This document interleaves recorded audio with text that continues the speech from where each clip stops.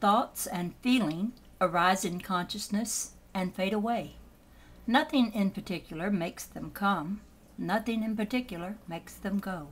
They are simply a diastole, like the rhythmic movement of the breath or the drumbeat of the heart. None of this means anything. It just is. It is the dance of being. It is only when we give something meaning that the rhythmic flow of life is interrupted. Our gestures of belief or unbelief are like trees falling across a stream. They cannot stop the stream from flowing, but they make the water work harder. A busy mind is like a chainsaw. It cuts down lots of trees. It makes the river dance wildly in many different directions. The more the mind works, the harder it is for the body to be. And if the body cannot be present, this moment cannot be fully given or received. So we come back to the breath, to the rising and falling of the life force within us. We come back to thoughts and feelings rising and falling in the heart-mind. And the question is, are we breathing as we think? Are we breathing as we feel? Often we will see that we are barely breathing. The mind is moving too quickly for the body. We are somewhere else in a different time. We really aren't here at all. The river is dancing wildly around us, but we are out of the flow of our lives. We are not at peace. When we see that we are not at peace, we bring our attention back to the present moment. We start breathing again. Our body gets reconnected with our mind. We reclaim the place where we are. The place where we are. That's where we want to be. What is not? The ego mind is always asking, what if? It is always exploring the possibility that there may be a better place to be, or a better scenario than the one that confronts us here and now. All this is motivated by fear. Fearful of what is. The ego mind endeavors to change it. It tries to replace what is with what is not. Herein lies the root of our suffering. The irony is that while we think we know what is, nothing is as we think it is. Something comes and we think it is not what we want. It turns out later it was exactly what we wanted, but we could not recognize it. Something else comes and we are certain it is exactly what we want. We find out it was what we did not want in disguise. I cannot experience anything as it is because I have opinions about everything that occurs in my life. Spontaneous acceptance of my life in the moment is quite rare. I'm always looking for some way to improve on my experience. I am looking for a better job, a more loving partner, a more exciting place to live. I am looking outside to improve the present moment, or I am looking to make it special, more important than other moments. So be it. If I try to stop doing this, I will just create more conflict within. So stopping is not necessary. What is necessary is to watch my mind go into motion. As soon as I witness what it is doing, I leave automatic pilot. When I enter the present moment with awareness, I see that my ambivalence toward life is reflected all around me. I have one hand on the door of the garage and on the other on the door of the garage and the other on the door to the bedroom. When I finally have enough guts to enter the bedroom, I hear the car start and the garage door open. It is me running away, or is it you? In truth, we are all running away. None of us wants to be here, let's face it. The moment unfolded and we said, no thank you, I'd rather have a different moment. We could choose to stay and wake up, but most of us won't. Why, you ask? Because most of us are totally terrified of being here fully. We are afraid we will not exist when we drop all our defenses against the moment. And in a way, we are right. Dropping our resistance means dropping our preconceptions, our expectations, indeed, all of the fear-based peculiarities of our experience. Only then can we open to the moment fully. And who is it that is capable of opening to the moment fully? It is not the limited one I think I am. He cannot open so deep and so wide. The one who will open totally is no less than the Buddha or the Christ or the enlightened one. The one who is present without thought.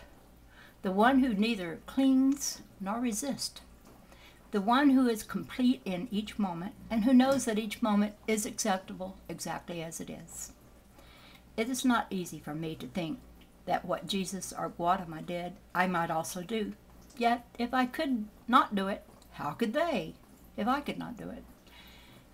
If you think Jesus or Gautama is special, you lose the whole impact of their teaching. Both said it is possible to end suffering right here and right now. Not a very complex teaching, eh?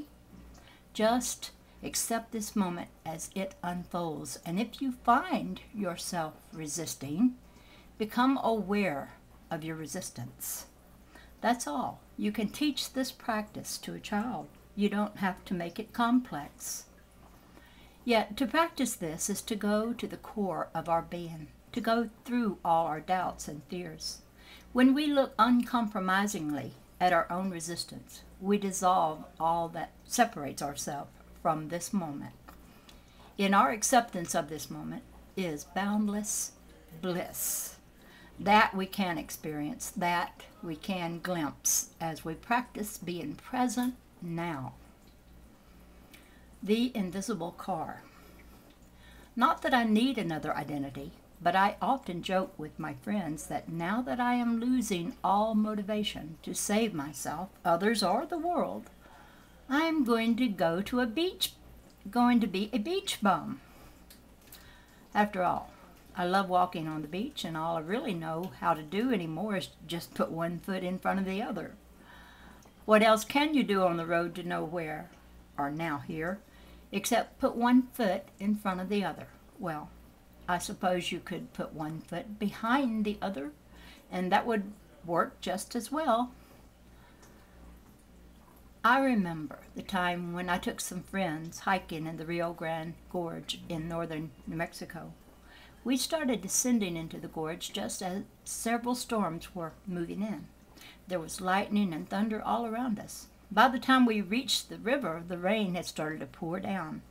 We found some temporary shelter there during the deluge, and then continued our hike in the rain.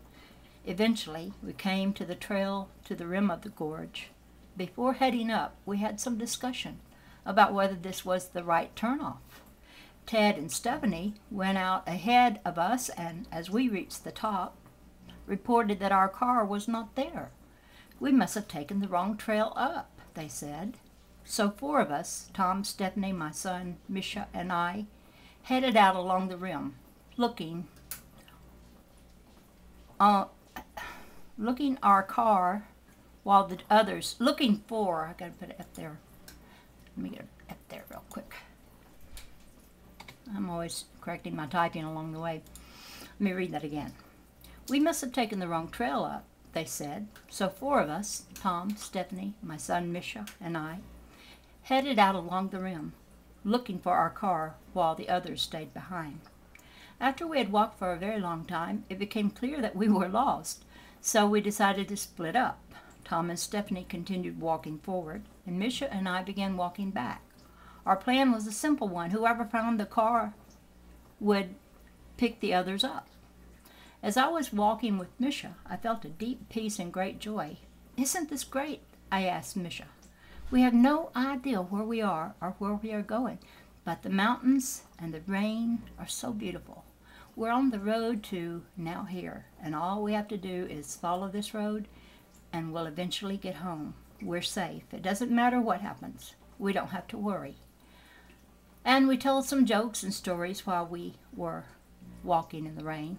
We were completely soaked and ragged, but it didn't matter. We had moved beyond tires, beyond the aches and pains from the steep climb to the canyon rim, beyond rain, beyond being lost, beyond looking for the car.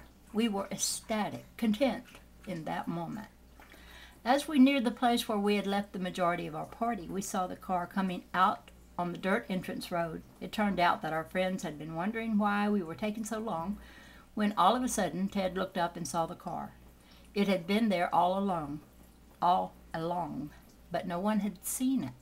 So they got in the car and found us, and we eventually found Tom and Stephanie. It had been one of the most ecstatic hikes we had been on. Sure, we almost got struck by lightning. We got soaked. We got lost. We walked 5 or 6 miles out of the way only to return to where we had started out. But none of this mattered. We thought we had taken a wrong turn, but that wrong turn was only in our minds. And regardless of the perceived wrong turn, we all knew we were safe, and we were all very glad to get home. All this was a magnificent metaphor for our lives. We think we are somewhere, but we aren't where we think we are. Or maybe we are exactly where we are supposed to be, but we don't know it. But none of this means anything. Even if we're totally wrong about everything, so what? Nobody is going to get hurt. We may be on the road to nowhere, or now here, but now here is not a bad place. It's just the place we end up when we stop avoiding this moment. It is the place where we all are when we drop our expectations of the way it's supposed to be and our interpretation of what is. It's the curving road and the magnificent, ever-changing view of the mountains without the commentary. For Misha and me, it was a great moment. The kind of moment that happens when you fall into the heart, when you surrender totally to who and where you are.